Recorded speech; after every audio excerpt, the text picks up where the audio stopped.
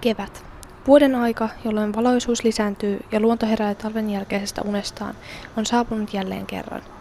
Selviä signaaleita kevään saapumisesta ovat lämpötilan nouseminen, lisäksi erilaiset muutokset luonnossa. Valitettavasti kuivat ja lämpimät ilmat tuovat mukanaan myös ikäviä haittoja, kun ilman laatu heikkenee. Siitepöly saa limakalvot kultiaamaan, katupöly, hampaat narskumaan ja auringon paljastama kotipöly mielenmatalaksi. Kysyimme Luxian opiskelijoilta, mistä he pitävät ja mitä he inhoavat keväässä. Se on kyllä se, kun aurinko alkaa paistaa ihan kunnolla ekaa kertaa.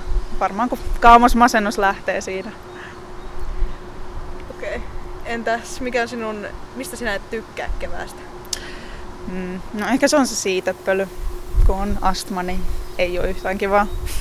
Ihan ymmärrettävää. No entäs mitäs sä odotat eniten kesältä? No ehkä järvessä uimista ja mökkeilyä. Sellainen perussuomalainen vastaus. Minkä suunnitelmia kesällä on? Töissä olo. Rahaa vai? Juu, rahaa mielessä. Yes. No silloin on mun synttärit, niin niitä mä aina oottelen. Mitä huonoa keväässä on? No takatalvi ja loska. Mitä suunnitelmia sulla on tälle keväälle? No loppukeväällä pitäisi koulupaan päästä läpi ja sit kesällä mun viettoa. Riippumatta siitä, rakastatko vai vihaatko kevättä, luonnolle ja eläimille se on alkusoittoa saapuvan kesän yltäkylläisyydelle.